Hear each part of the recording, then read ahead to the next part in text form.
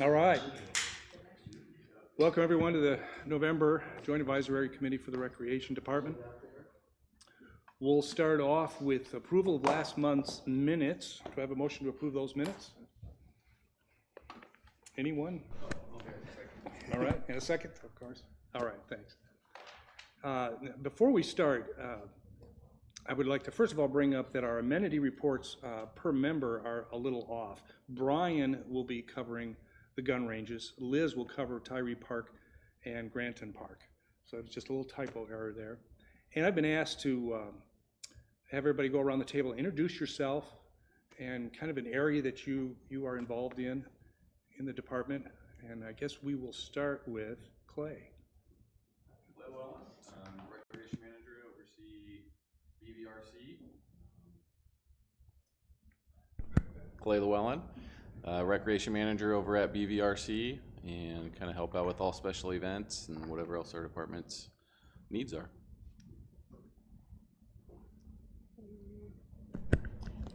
Jessica Anson, Senior Manager, Recreation and Aquatics. Sorry. Everybody knows me, Joan Glebzinski, Director, Recreation and Wellness. And I specifically asked Robert to do this because we have some new faces, and Clay hasn't always attended these meetings, so I want you all to associate the name with him. I'm Richard Taylor. I'm on the committee, and I guess my responsibility and amenities are the Kingsdale Center, the Tennis Center, Rec Center, pools, miniature golf, and pavilion and playground, primarily. Hi, and I'm Keith McCloskey. I'm on the committee as well. My responsibilities are Lake Ann Park and London Park. I'm Tom Judson. I'm Chief Executive Officer. I'm Robert Williams, the chairman of the committee. I also look over Metfield, which I will be trading off with Keith starting the first of the year. Hi, JP. I'm on the committee and I look after Lake Avalon and the beach. I'm Brian Michelson, currently covering the gun ranges. I've also covered Tyree and Granton Parks, and I've done reports for London and Lake Ann Park as well. I'm Larry Lepardo, member of the committee. I cover Blowing Springs and the Gear Garden, and I spend a lot of time at the rec. I'm Liz Howie, and I am on the committee, and I do Tyree Park and Granton Park. I'm Alan Atkins. I cover the most famous Tanyard Creek Park and Blowing Springs Greenway Trail and other trails in Bella Vista. Rick Eccles, Superintendent of Fisheries, Lakes and Parks. And I am John Urquhart. I'm the Assistant Superintendent of Fisheries, Lakes and Parks, and I also oversee the gun ranges.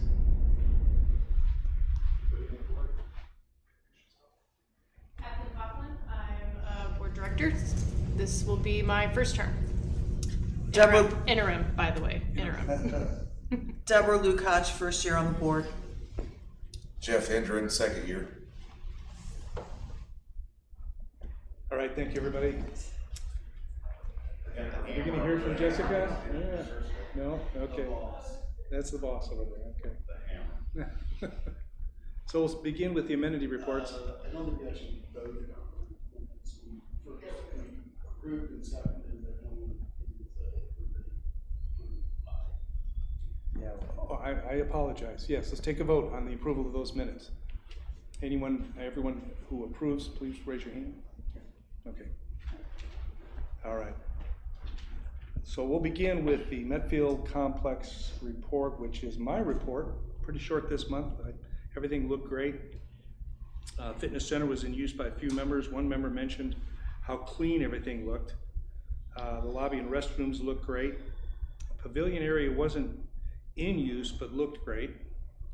Park restrooms were well stocked and everything was clean. Playground was in use by several families. All commented at how fun that area is for their kids. Pickleball courts were not in use, but I did pick up a lot of trash left in a few of the courts over at Medfield. Pool area, of course, is closed. Areas for you review, I have none. Member interactions, all comments were, of course, positive. And that's all I've got. Next up is the Branchwood Complex. Corey's not. I believe Corey is not here, which I didn't get notice of that.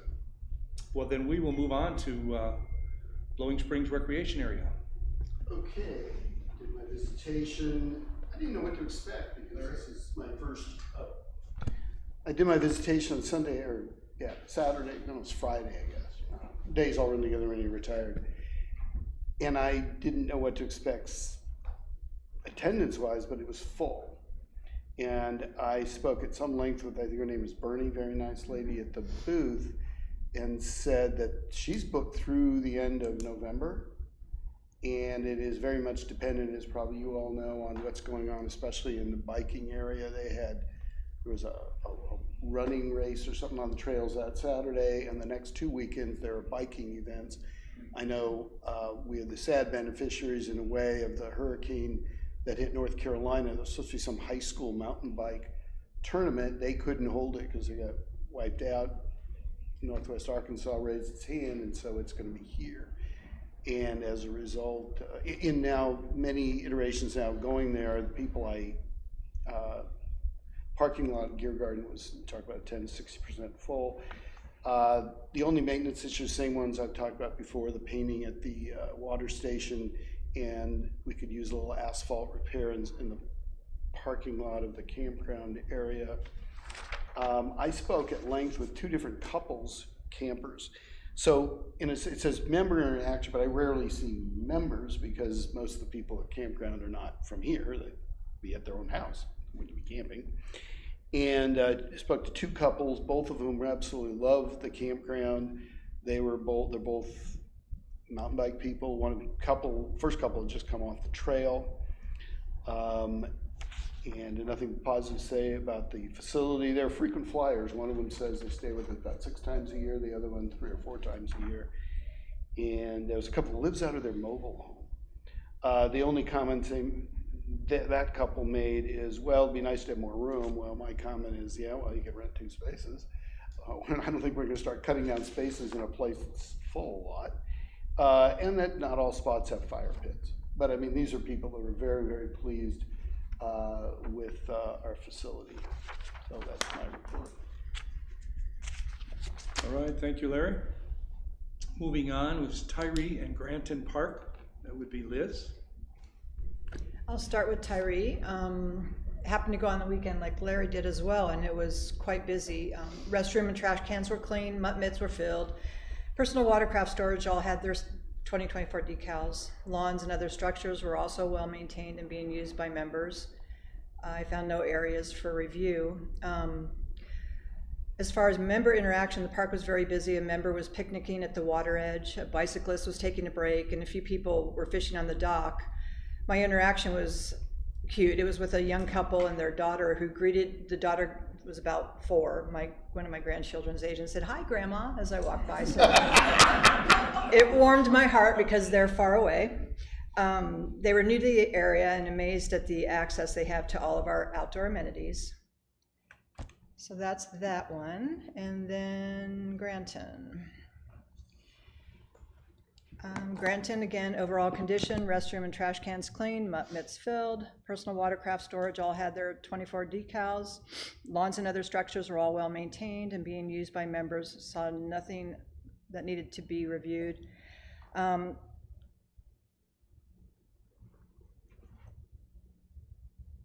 The park was busy. I got to visit with one gentleman that was just going to fish. I'm sorry, my screen blanked out.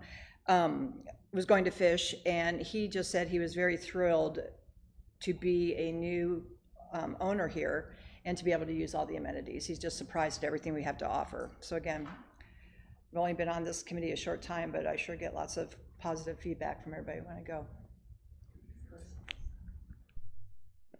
Thank you, Liz. Moving on to Lake Avalon, BJP. Yeah, so When I went out there, there was nobody there.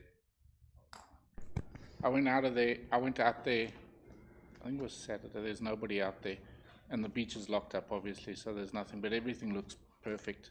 There was nobody to speak to, though. So no member interaction, there's no staff there. All right, thanks, JP. Kingsdale Recreation and Bella Vista Rec Center, that would be Richard. Well, just overall, everything really looks good, I think.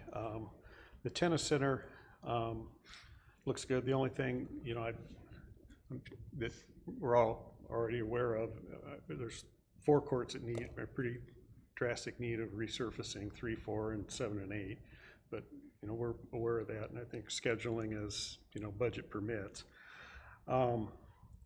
The one interaction I guess I get from people a lot is the lights on the tennis courts are just pretty ancient and not as good as they could be, and I get some complaints about that periodically from people. The only thing I noticed was that there was one of the championship banners, maybe 2 of them were blown loose from the fence and hadn't been fastened up yet, but I'm sure that's going to happen soon. But everything else looks really good there, and the rec center looks fine, inside and out. Just everything looks good. The pools are looking really good. Of course, they're all shut up for the winter. Miniature golf course looked really good. The only comment I guess I had on that was that occasionally people donate putters, and there gets to be maybe too many of them in the stand, and periodically maybe we could cull the more beat up ones out and just kind of tighten it up a little that way. But overall, everything looks great. The playground area looks really good. When I was there, it was just earlier today, there was just one lady and her small daughter were playing on the swing, but I think it gets a fair amount of use from what I can tell. I think quite a few kids use that. But everything looks really good overall. I have a question for the group. When you mentioned the lights, I know I've had experience in other places where even if you want to improve the lights, I'm not saying there's money for it or whatever, do we know if there are city code restrictions? Because there's houses behind the tennis courts. Sometimes, just if we get to that point, something to look at of how many lumens, or whether you have to point them in a certain way. I've just had that experience with rec facilities in other places, just something to keep in mind if we get to that point. I don't know about specific codes. We've never run into that in terms of being out of compliance or anything. That's a good point. We do from time to time get feedback from membership that might live behind there if the lights are left on, and although the onus is on those late night players, they don't always remember to turn them off. We do have some lights that can be controlled outside, and because of the age of some of those lights, some of them are controlled inside. We are going to be trying to update some pickleball lights, and sometimes it can be aiming, but the other thing is those poles are really high. Ideally, if money was widely available, we would cut those lights off, bring them down so it was easier not only to maintain, but it might bring the light surface down. So we'll just continue to keep an eye on that. How late do we leave the lights on when the court's open?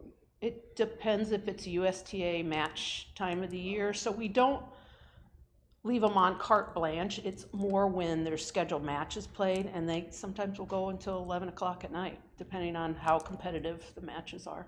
Oh, okay. Yeah. Awesome. Thank you. All right, thank you, Richard. Moving on to Lake Ann Park and London Park, that would be Keith. Okay, I started at the dam park and visited Tuesday after the heavy rains we had, so the waterfall was flowing. It was beautiful. All the areas around the dam and the bridge docks were all in great shape.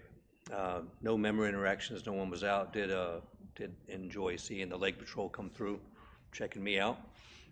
In the launch area, the pavilion barbecue area is all good. Portalet's clean, well stocked, trash can's good. Ramp and cleaning station well kept.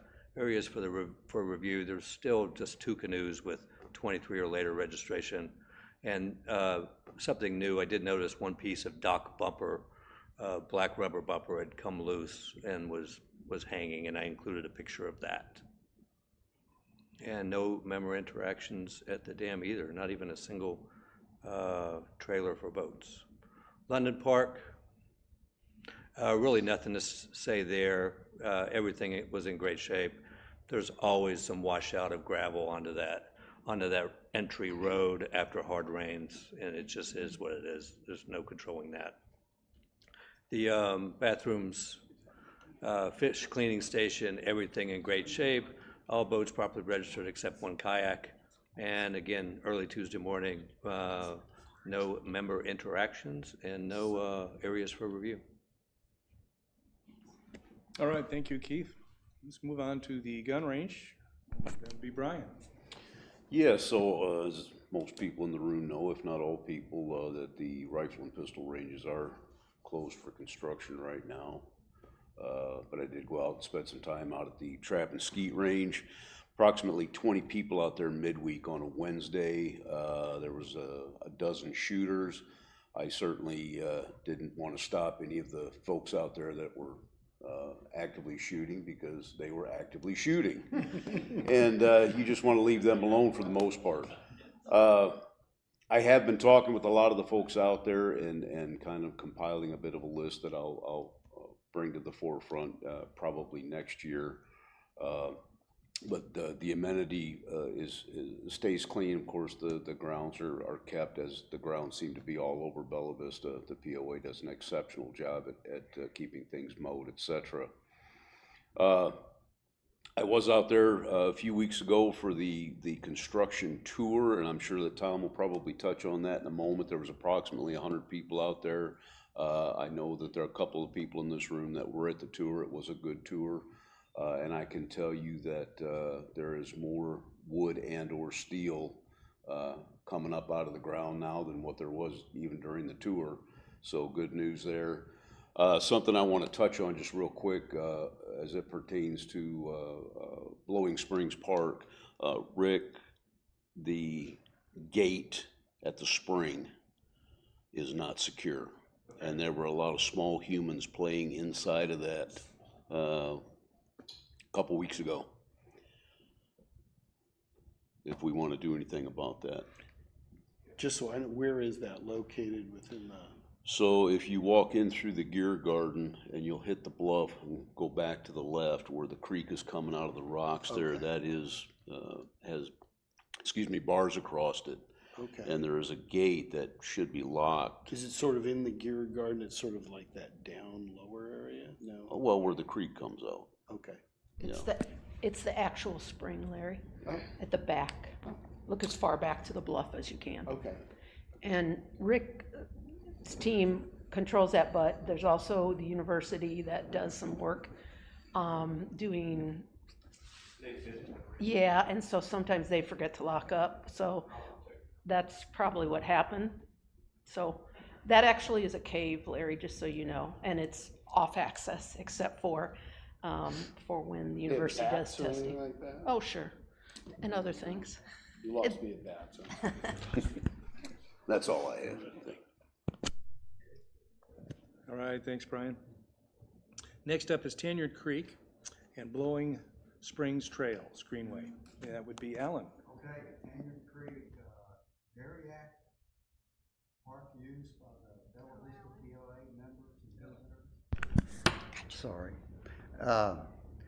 Nature trails are aesthetically pleasing, clear of debris and litter picked up down to the cigarette butt level. I just walked it out the other day and there's just nothing there over the whole park. So Tanyard Creek volunteers. The areas for review, the urinal in the men's restroom needs repaired. Also the toilet seat needs replaced or tightened up. Member. Also in the men's? Huh? Also in the men's? Yes, in the men's urinal.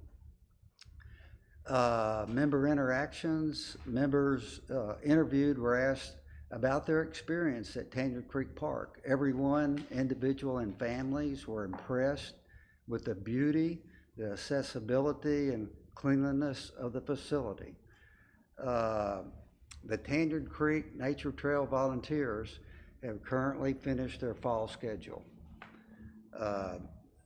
And in my report, there's about 8 items that got completed over the fall that are, I won't go through every one of them. The one I will go through is the Avalon Creek Byway, I call it, where we took 32 feet that had been eroded by the recent storms, and we banked it up and elevated it up 2 feet to come level with the existing Phase 1 trail and backfilled it with gravel. I mean, it's nice. And that took about 3 days with 6 people working on it. All volunteer work by the Tanyard Creek volunteers. That's all for Tanyard Creek. Bella Vista Greenway Trail, overall condition, all trails are open, and the recent storm brought down several limbs and leaves that's washed up on that between the front parking lot and Houston Road, which you can imagine. And let's see, member interactions, local traffic users were highly complimentary. Visitors using the trail while camping were walking pets, assessing the back 40 trails, and were impressed with the trail condition and connectivity. That's about it. All right, thank you, Alan. We'll move along to current business and starting with the gun range update. Tom. So as referenced before, we had our first tour on October 15th. We had approximately 100 people in attendance. It went very well. On the pistol side, both of the barriers have been built. Both of the baffles have been built. We still need to they still need to construct the ballistic dividers between the individual stalls, but a lot of that work has really been gone a long way on the pistol side. On the rifle side, there'll be 3 baffles. All the posts, except for where we have to get the concrete trucks in, all the posts are in, and they're starting to create the laterals. We toured that last week, and they've probably made a lot of progress just since the last time I was there. They still have to build the shoot house on the rifle side, but they're making a tremendous amount of progress. Very pleased with how it's going. They're also working with our golf management, our maintenance team, so we can get irrigation in the right places, so we have grass in the non-shooting areas, and so it looks real nice out there when it's all done. So making some good progress. Are people still using the Town, right? Yes, we're still getting about 100, 150 per month going down to Town. It's so consistent, it's unreal. About 110 users a month. About 110 users a month. Yes. Wow. So they're still using it. We're still a couple months away from being done, but they're really making a lot of progress. You know, all the rain, which we absolutely needed, did slow them down a little bit, but overall pretty good. We're happy. Great, thank you, Tom. Next are the Trailblazers monthly usage statistics. Joan, do you have those? I do. I have them a little different. I do have them. I have them a little differently this month. So the city of Bella Vista has hired a new person, well, 2 new people, and the person that's pulling the stats, she's just getting up to speed. Her name's Morgan. Justin Culpepper is no longer with the city. He used to work for us in the rec department, and he's gone on to other things, but they just have hired another person who's actually going to be more overseeing of the trails. So I'm just going to hit some highlights by the individual trails, because the way she ran the report was a little different, so I don't have the totals all rolled up. But I can tell you that one of the things that we saw, huge spikes in October, because remember, we were lagging, so now I can tell you a little bit about October and November. We had huge spikes mid-October. October, as you know, is a great time to be out on the trails and out in nature. So for instance, at Bear Hollow, which is, I would say, one of our more remote trailheads, it's on the far east side. That couple weeks in October, the counts were close to 400 for 2 different weeks then. And just to give you some comparison, another good week, or daily average, I should say. Sorry, that was 400 daily average. And in other good months like April, daily average for that trail might be a little bit more over 200. So more than double in October. And that's pretty consistent against other trails. Flow Ride has seen some good pickup. You remember Flow Ride is one where we did a little bit more improvement to. And then always popular is the Blowing Springs loop. And that one, sorry, there's about 10 different images that I'm looking at here.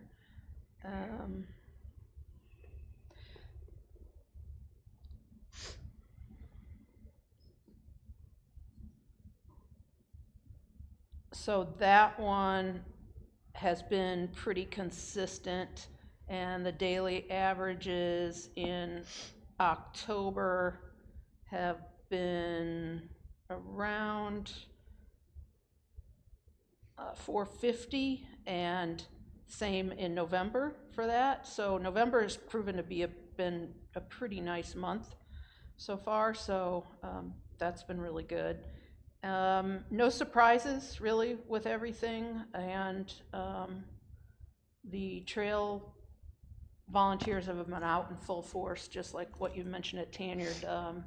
We've got a lot of different subgroups that are out there maintaining things, so we appreciate them as always. I have a question.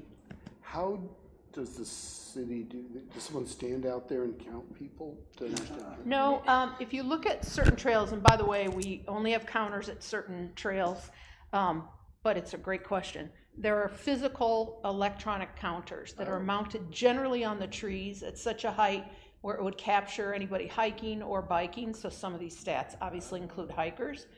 Can't say on occasion, it doesn't capture a rare tall deer, but it's meant not to catch the little things. These are good ballpark numbers. Yes, for the trails that are counted. Obviously the use overall, because we have so many trails, we try and capture some of the main areas where we know people are utilizing heavily. Thank you, Jim. Mm-hmm. All right, thank you, Joan. Next up is new business, and again, that would be Joan. We'll discuss the kids triathlon for 2025. Yeah, so some of you haven't been on in January, but in January is when we normally come to the committee and bring forth any events or programs that might be outside of our normal operating sphere. Mostly that it means that we're opening this up to guests in some capacity. So examples, you'll hear from Jessica in January about things like swim team. And generally we do things like that because we want it to be competitive for the people in Bella Vista, so we allow some outside people to attend. And the reason I'm speaking to this today is because some of these events, they plan well in advance, and so I'm seeking permission from the committee to continue to have a kids triathlon. We've done them 2 years in a row now. The first year we did it at the beach, very successful. It was a true triathlon experience for the kids. Last year we moved it to Kingsdale Park and to the pool, also a great event. The team we partner with, they recently just, the husband and wife who are the main coaches, recently received top honors from the USTA, US Triathlon Association, and for Coaches of the Year for developing young athletes. Jess and I kind of are behind the scenes helping them, but they are very well organized. It's very safe. We promote it in advance. We section off the parts of the parking lot that they're using, and it's a really great time. And we believe strongly in promoting activities for the youth in the community. We've gotten some feedback over the years that people want even more of that. So this would just be open to kids within Bella Vista, but also in the neighboring communities. And so with that, we are seeking your permission, and I can answer any questions that you may have. What time of year is it? It'll be, thank you for that.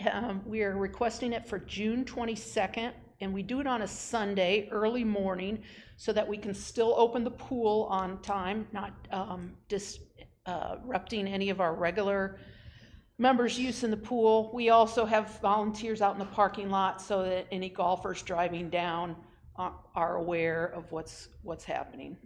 Do we charge a fee to the people who use it?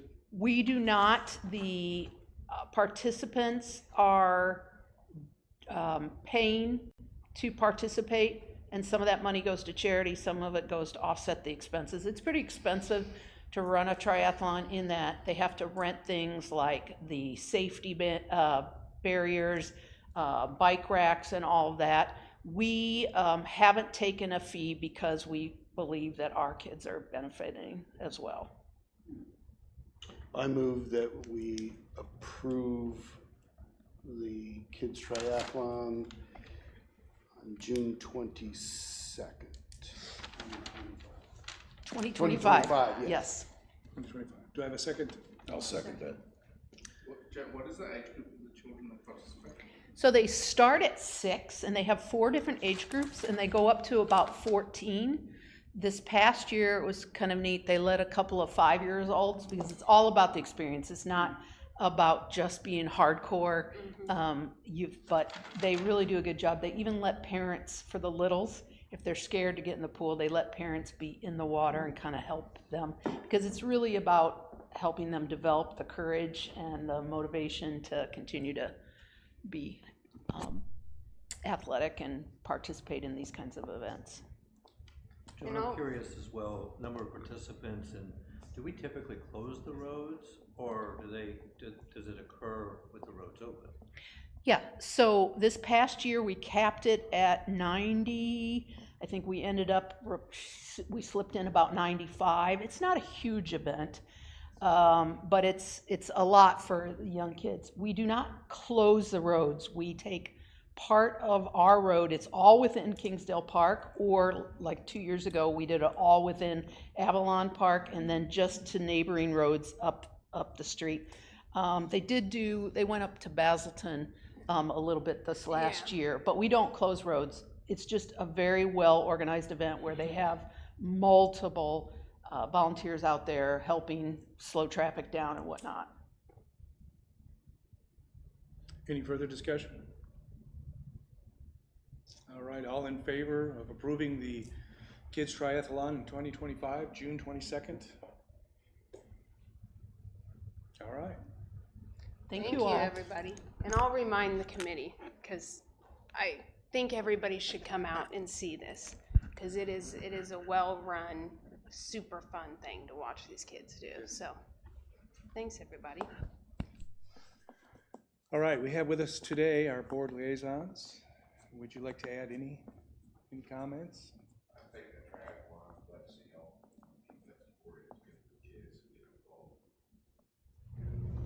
involved. As always, thank you for what you do. If you think about amenities like our restaurants, every single customer, every single member is going to have an interaction with an employee or a staff member, right?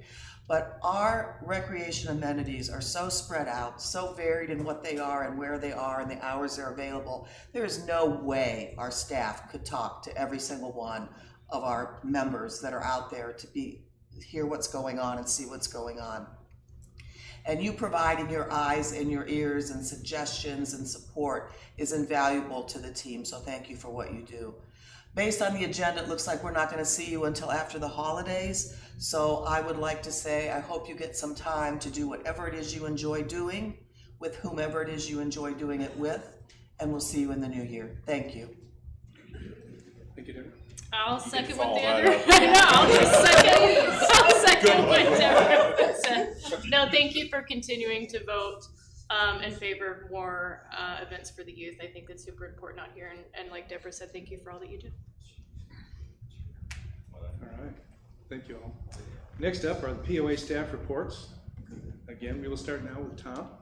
Just real quick, would like to remind everybody that this Thursday at 6 p.m. here in the boardroom, it will be the community presentation for the 25 budget. So if you can't make it here, watch it live stream. But your comments, your input are always welcome. The board always wants to hear what your thoughts are.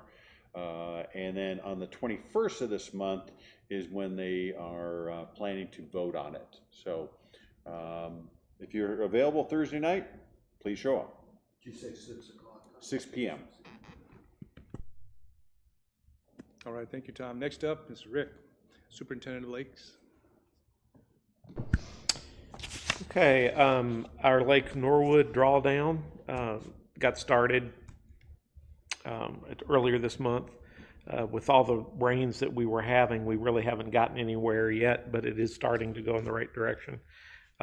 We're doing some dredging at the back of the lake. We're going to extend the boat ramp a little bit. As it is, there's a pretty steep drop off at the end of the ramp and could cause some damage.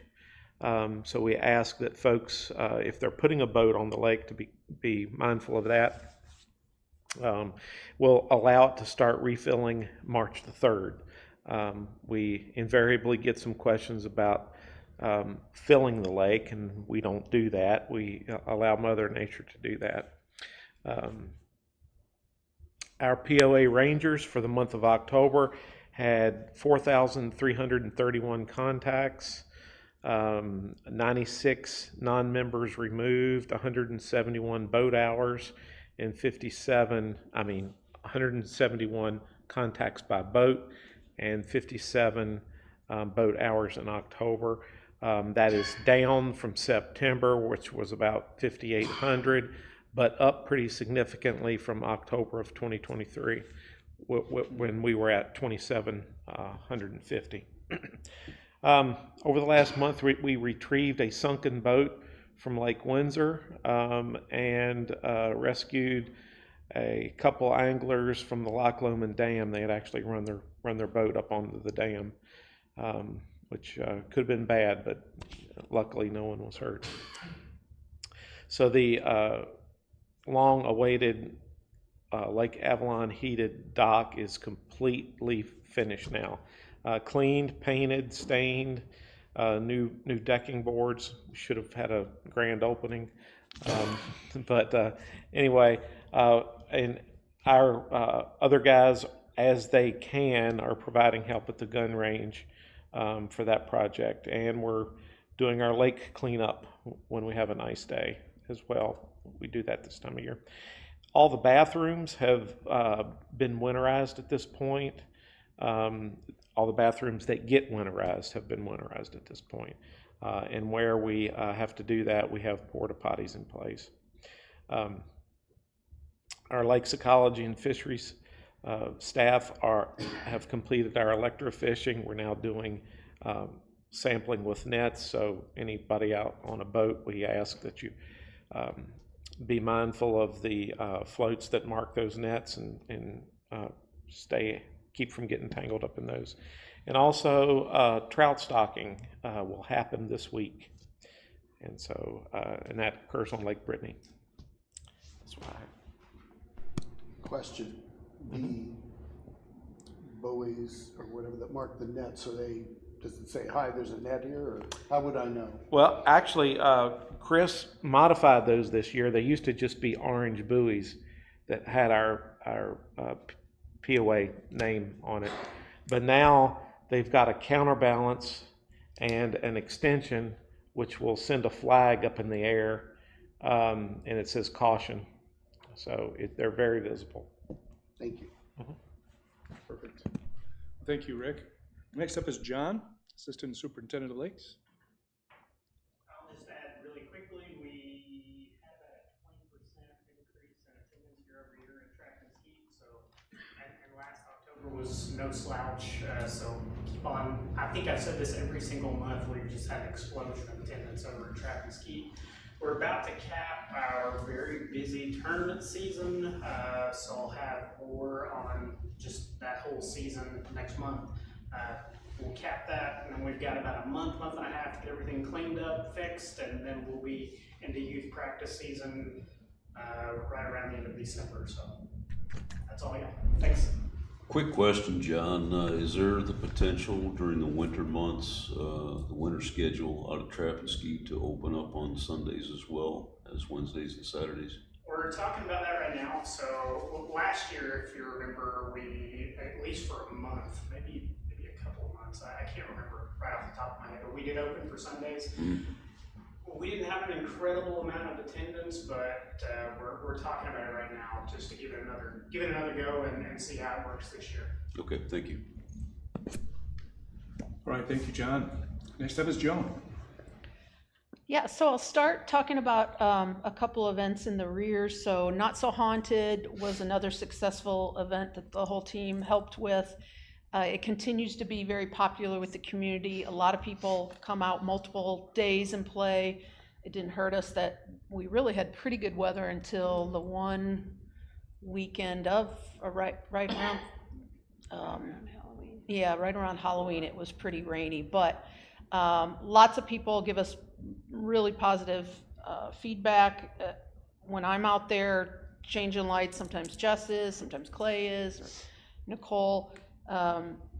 I often stop and talk to people, and they're just so thankful, and people really notice that we add new vignettes every year. One young family I ran into had a little toddler, and she was fearless. She was probably 2 years old, and I could just tell she knew where she was going. She was walking around like she owned the place, and I said to the mom, I said, well, welcome, have you been here before? And she's like, oh yes. She calls it the Halloween park. So even somebody that's that little, she's not golfing, but she is out there looking at everything. And then I was out there later in the same week, and she brought her grandpa one night when it was dark and was showing the grandpa around. So it's pretty cool. So we really enjoy doing that. And then to your point about the putters, so that is an ongoing challenge because some people do take them. Other people like to leave them in the woods and throw them around, but we do try and sort through them from time to time. But that's an ongoing challenge. It's not a big problem because we have gotten people to donate them. But we lose balls. Sometimes the colored balls go missing and whatnot. It's just sort of one of those expenses of running it, but the trade-off of leaving it open all the time, except for in those really cold months, is worth it. So we'll continue to keep an eye on those putters. I appreciate you saying that. And Clay doesn't know this, but I'm going to throw it to him real briefly, and he's going to talk about an event that he just managed at the BVRC, the Holiday Market. So we had a Holiday Market 2024 this past Saturday over at BVRC. We had, out of a possible 72 tables available, 68 of them were full for our event. So we had a couple no-shows, but roughly 62 total vendors came out, set up Friday and Saturday morning, and then we opened Saturday from 9 to 2. Had a tremendous stream of people coming through from about 9 till 11:30, 12 o'clock, and then kind of slowed down a little bit between 12 and 2.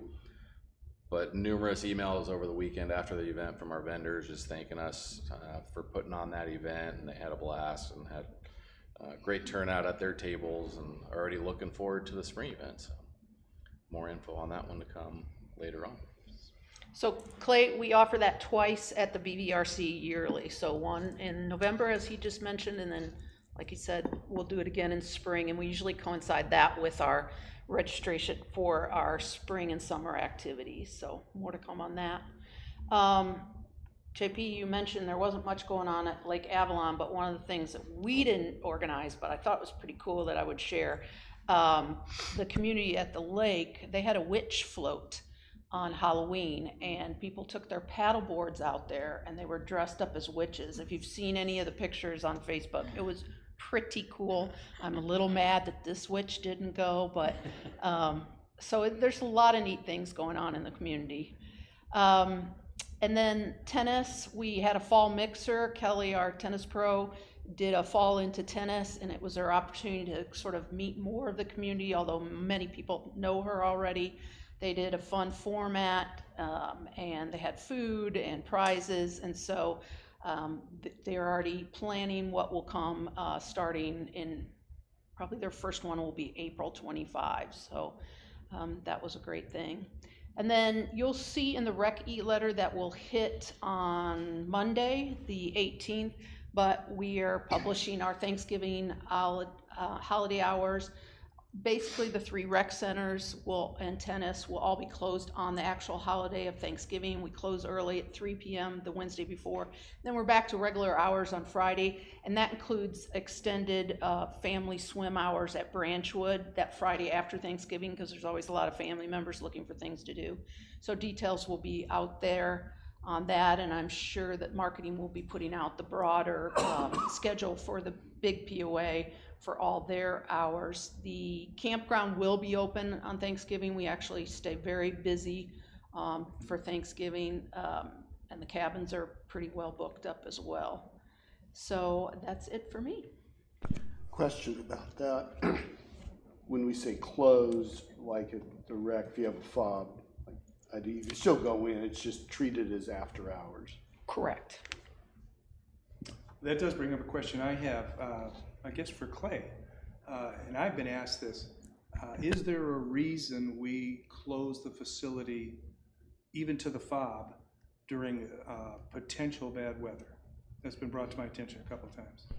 Couple reasons. One, if the weather is and the ground so hazardous, we obviously don't want people walking around the facility if there is a slip hazard or trip hazard.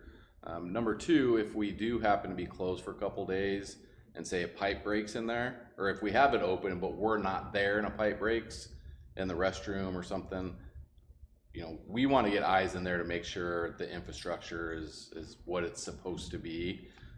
We don't want obviously people coming in and it being flooded, and correct me if I'm wrong, but I don't think there's a phone number posted on those doors, so if something were to happen, somebody might not be able to get a hold of us. So if it's light, if it's a light weather situation, we closed for the first time with the tornado warnings. That room is 100% windows, and if a window would have been blown out, it's a huge liability for the POA. So as Clay said, mostly liability. We won't do it frivolously, but there are going to be times when it's closed, and we'll do our best to advertise that it's going to be under lockdown. That will be the rarity. You did mention there are no phone numbers posted? Is there? Not for who you call for a pipe break, that kind of thing. There's phone numbers, and there's a way to access the police if by chance you didn't have the Gotcha. cell phone number. We don't really want to post our numbers, as you can imagine, because it gets out of hand. People think they have to tell us there was a piece of toilet paper on the floor. I'm sorry, I'm being a little facetious, but not really. So, yeah. Gotcha. I don't remember how the publicity came out about the last 20, but I know I got it, whether it was Facebook or something, so I knew the rec was closed. It was the day of until 8 o'clock after the election day. But the word did get out. I got it. I don't know if it was email or what. We try and get word out as soon as possible. We want to make sure we encourage residents to stay home, but also making sure that we get our employees home. And remember, less so with the tornadoes, but the snow events, ice events.